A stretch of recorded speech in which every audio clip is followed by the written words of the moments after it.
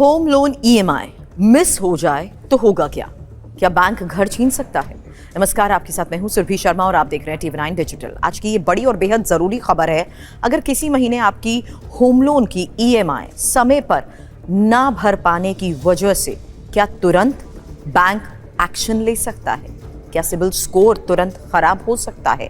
सबसे बड़ा डर, क्या बैंक आपका घर कब्जे में ले सकता है?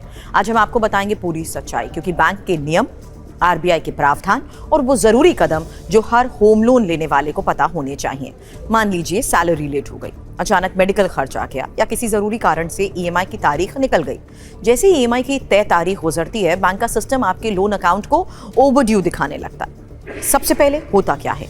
बैंक आपको एसएमएस भेजता है, ईमेल रिमाइंडर आते हैं और कुछ दिनों बाद कलेक्शन टीम कॉल करती है। ध्यान दीजिए, इस स्टेज पर बैंक सिर्फ आपको भुगतान याद दिला रहा होता है, कोई कानूनी कार्रवाई नहीं होती है। अब सवाल ये कि देरी का नुकसान कितना? ईएमआई लेट होते ही बैंक दो तरह के चार्ज लगा सकता है, लेट पेमेंट फीस, पेनल्टी ब्याज। ये चार्ज हर बैंक में अलग होते हैं, आपके लोन अग्रीमेंट पर यह निर्भर करता है। साधारण भाषा में समझे, जितनी ज्यादा देरी उतना ज्यादा अतिरिक्त ब्याज। इसलिए एक्सपर्ट्स सलाह ये देते हैं कि ईएमआई छूटते ही जल्द भुगतान करें। सबसे बड़ा डर यही होता है कि एक दिन ईएमआई लेट हुई तो क्या सिबिल स्कोर खराब हो जाएगा? जवाब है नहीं। आमतौर पर बैंक 30 दिन से ज्यादा की देरी होने पर ही जानकारी क्रेडिट ब्यूरो को भेजते हैं।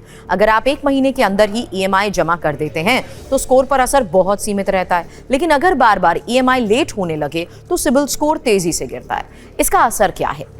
नया होम लोन मुश्किल, car loan reject, credit card limit कम।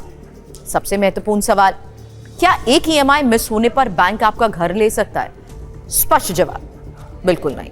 बैंकिंग नियमों के मुताबिक अगर लगातार 90 दिन तक ईएमआई जमा नहीं होती है, तभी लोन अकाउंट को एनपीए यानी नॉन परफॉर्मिंग एसेट घोषित किया जाता है। इसके बाद ही नोटिस जारी होता है, रिकवरी प्रक्रिया शुरू होती है, फिर कानूनी कार्रवाई आगे बढ़ती है। यानी एक महीने की चूक से घर जाने का खतरा नहीं होता है, लेकिन लगातार लापरवाही बड़ी समस्या जरूर बन सकती है। अगर ईएमआई छूट गई, घबराएं नहीं, 5 कदम तुरंत उठाएं। सबसे पहले बैंक को कांटेक्ट करें, देरी का सही कारण भी बताएं, पेनल्टी सहित जल्द भुगतान करें, ऑटो डेबिट बैलेंस सुनिश्चित करें और लंबी परेशानी हो तो रीस्केड्यूलिंग मांग लें। बैंक आमतौर पर सहयोग करते हैं अगर ग्राहक खुद संपर्क करता है।